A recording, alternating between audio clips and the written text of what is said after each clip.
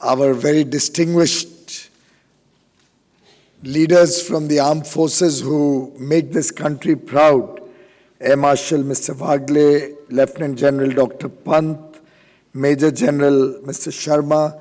I think all of us need to stand up and give all of them a big round of applause for all that they are doing for our nation.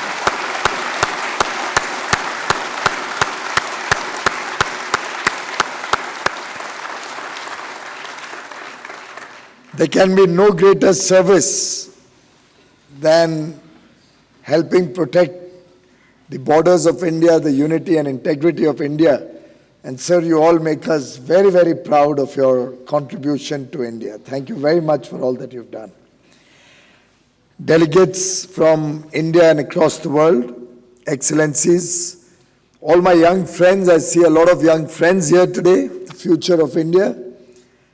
Friends from the media, ladies and gentlemen, how are all of you feeling this morning? You don't seem to know it yourself. What you needed to do, Rajkumar, was to have a few cameras here with artificial intelligence which could map the mood of the audience in this room here. To a non-techie like me, that's what I understand of artificial intelligence.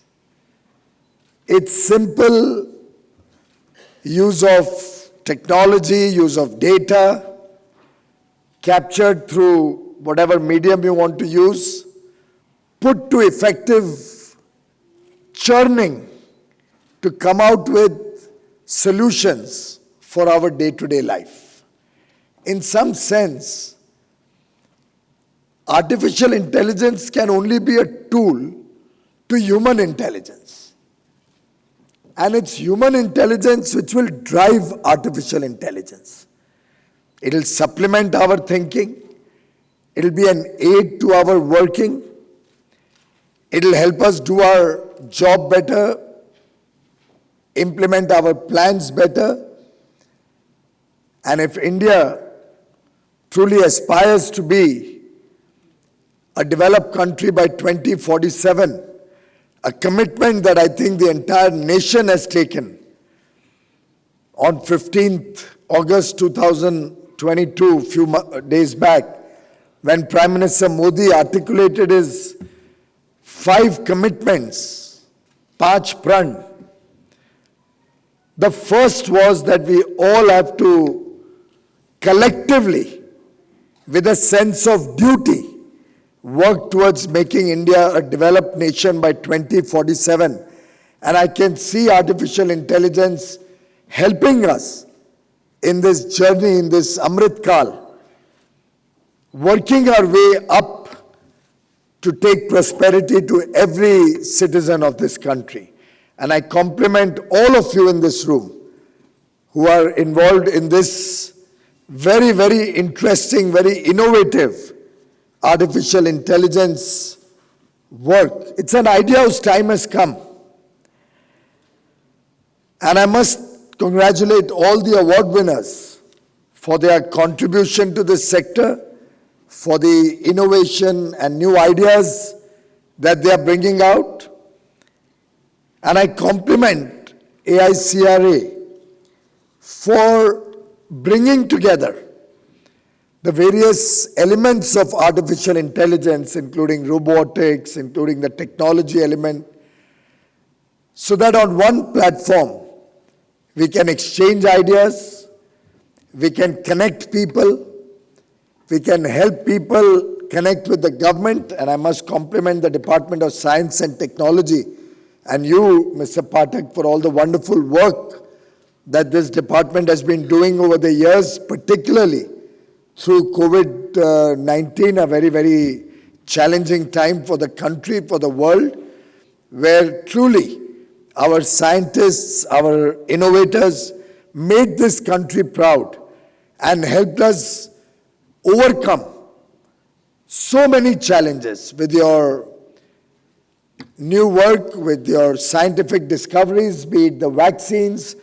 be it the excellent and speedy rollout of manufacturing personal protective equipment and various other initiatives that we saw this department do through 20 to 22.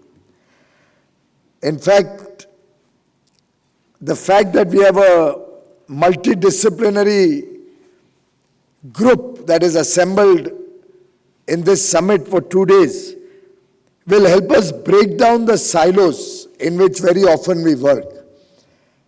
And once we have a more collective thinking in unison with each other, I think the outcomes will become much more faster, speedier, more efficient, and will help us serve society, serve the nation better.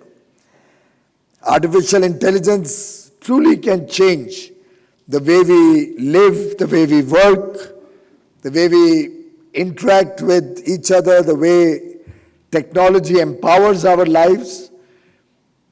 I know that we initially got a flavor of it when Alexa came in or Shri came in. But I think that is passé now. We have moved on.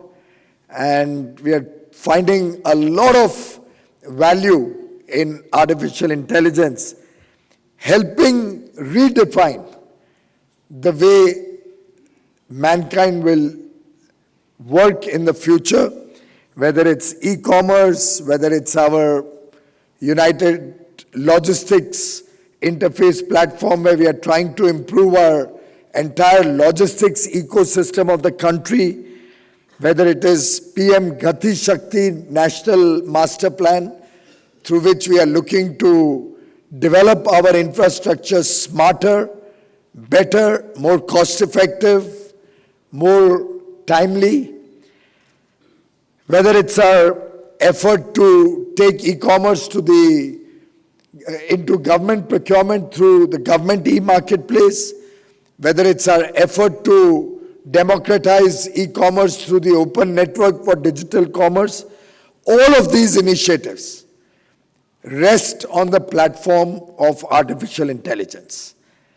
I was seeing some of the display products and ideas at your exhibition, and I find that newer and newer ways of working are probably going to change the way we manufacture goods and provide services going forward. In a way, we are rewiring India. We are looking at inculcating that spirit of inquiry in our young minds, right from the colleges, right from university, right from engineering institutes, to start thinking, of how technology or how artificial intelligence technologies will be developed, B, the equipment that will be needed for that, whether it's robotics, whether it's drones as a way to capture data, whether it's efficient AI-based cameras, whether it's manufacturing, the machine manufacturing that we are now looking as a new way of bringing in quality products at cost-effective means of manufacturing, particularly where the volumes are small. All of these are going to define the way we work in the future. In a way, I cannot think of any item in our day-to-day life where artificial intelligence cannot play a role. Whether it is our farmers, whether it is our fishermen, whether it is our manufacturing units, the auto sector, which has now started engaging with AI in a big way, whether it's our delivery mechanisms, all the Swiggies and deliveries and all of them are using artificial intelligence to plan their logistics better, to plan their service to customers better. We are using artificial intelligence to translate into other languages, Indian languages, foreign languages, so that tourism gets a fillip. In fact, we are also using artificial intelligence to understand the behavior pattern of our people who are getting food through the National Food Security Program or the Pradhan Mantri Garib Kalyan Ann Yojana, through which all through the last 2.5 years, through the COVID period, since April 2020 and continuing until December this year, we are going to be providing double the food grains to 80 crore people all across the country. Even in that program, artificial intelligence is being used to see the patterns, the behavior patterns of the beneficiaries. We are also using artificial intelligence to understand and get feedback of which are the fair price shops where the delivery of ration takes place, which are performing efficiently and serving their customers well, against those who may be either irregular in their work or doing something which is improper. We have introduced the One Nation, One Ration card, through which any beneficiary of the free ration scheme or the Food Security Act beneficiaries, when they go to buy their or to take their entitled food grain delivery, they are free to take that delivery from any fair price shop across the country, because they don't need to carry a ration card anymore. They are biometric with their Aadhaar number, which by and large I think everybody in the country now has, are enough for them to take their entitlement anywhere in the country. They could even take a part of their entitlement in their village. They could take another part in their place of work, and they could take a third part where a child may be studying at different points of time. And all of this data helps us to analyze what the patterns of movement of, or the mobility patterns of labor are. Where a person may choose not to go to shop A, but rather go to shop B, even though they are in the same vicinity.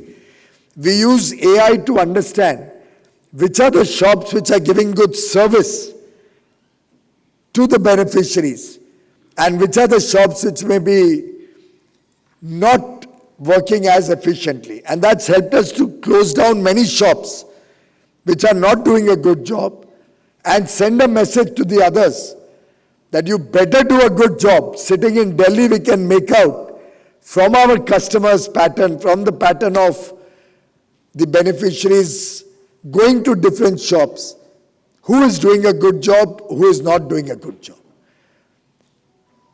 And in that sense, I could go on and on in every walk of life.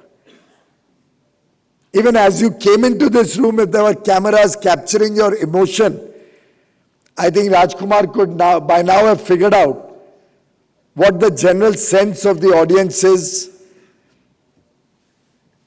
as they came into this Congress. And friends, in that sense, artificial intelligence will be truly a catalyst in India's development journey, in India's growth journey. Prime Minister Modi had once very appropriately said, and I quote, "Any society which does not innovate stagnates." And I am sure all my young friends in this room here who are just entering their work phase are people who are not looking to stagnate. All of you are looking to play a very important role in contributing to a very bright future for this nation, for every child born in this country, and make this country truly a superpower, a world power in the next 25 years, the Amrit Kal that we are all working in to make India a developed nation.